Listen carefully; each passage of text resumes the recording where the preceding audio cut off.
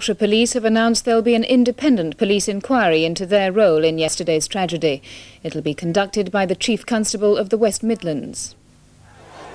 24 hours after the disaster that claimed so many lives, the police and football authorities face three vital questions.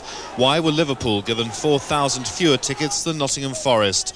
Why was a gate opened allowing fans outside the ground, many of them without tickets, to pour in?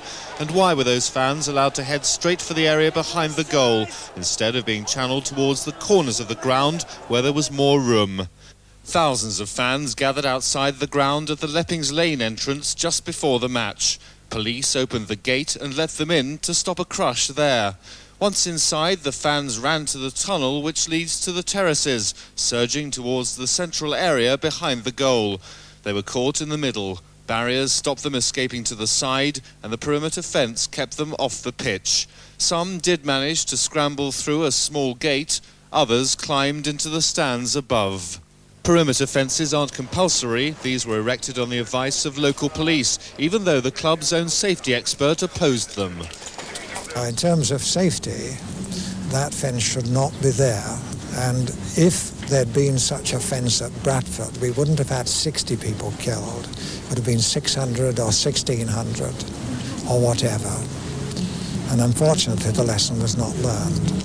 Some Liverpool fans believe the police officer who ordered the gate to be opened made the correct decision. People were getting crushed.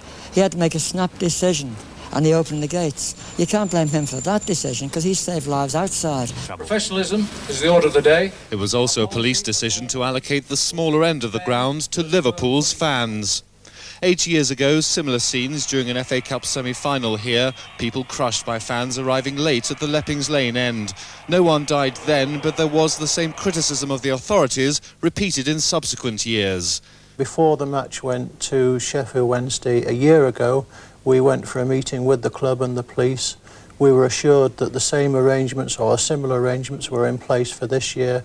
And so we were happy that everything that needed to be done was being done in the build-up to yesterday's match. I don't think Mr. Kelly was actually stood behind the goal last year. This disaster could have happened 12 months ago. All the Liverpool supporters that I know that were in that same part of the ground last year would agree with me to say that the situation was equally as bad. The only difference was last year that a gate wasn't open to allow even more people in. This afternoon, South Yorkshire Police announced that the West Midlands Chief Constable, Geoffrey Deere, will head an inquiry into their conduct leading up to and during yesterday's disaster. Glenn O'Glaser, ITN, Sheffield. So the public inquiry and the police inquiry will have to find out how and why the police allowed the fans to surge onto the terraces in such numbers.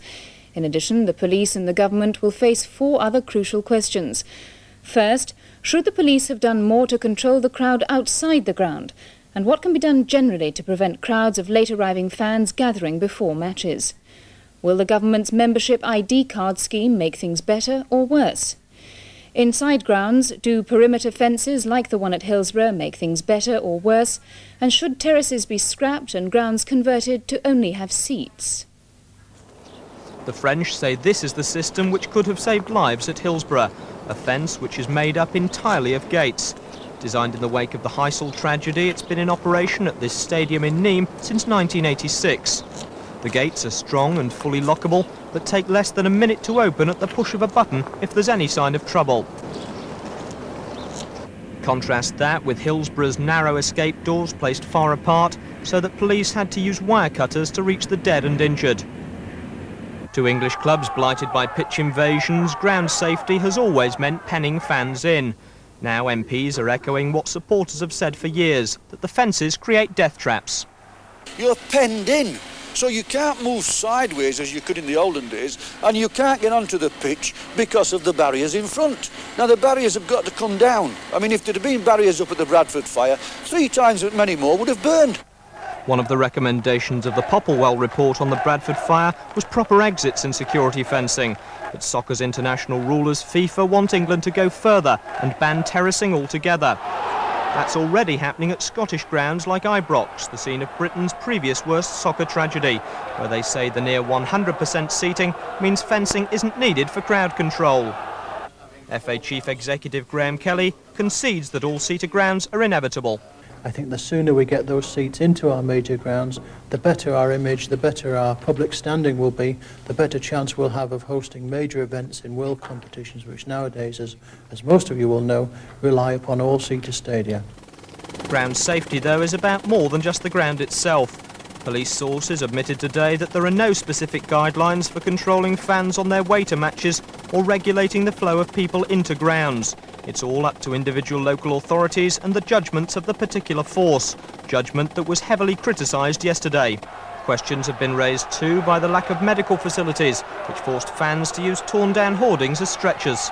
I had to set up basically a kind of clearing station behind the Leppings Lane stand. There were between 10 and 20 dead there, and a lot of unconscious and seriously injured people. There was nobody took charge, no senior police officer took charge.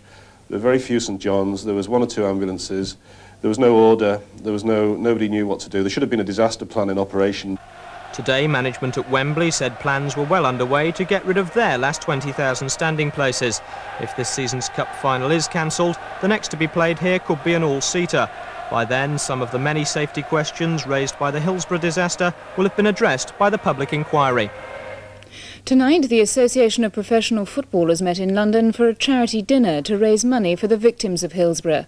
They observed a minute's silence for those who died. It's normally the social event of the year for soccer players, the one night in the season when they eat and drink a little too much, talk about championship and cup glory, and choose their favourite for the Player of the Year awards.